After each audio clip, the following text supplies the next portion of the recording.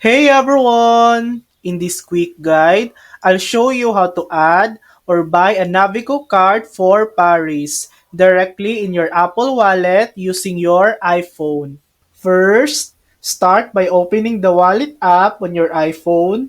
Next, tap the plus icon in the top right corner of the screen. From the options, tap Transit Card.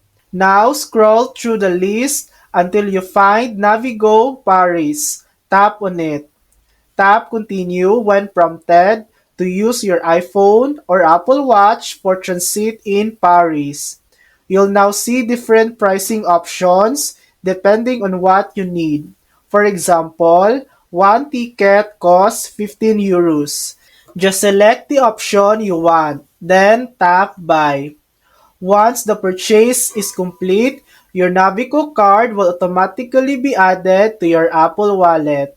Now you're ready to ride trains, buses, and more across Paris. No physical card needed. And that's it. That's how to add Navigo card to Apple Wallet. Thanks for watching. If this video helped you, please like and subscribe for more helpful tutorials.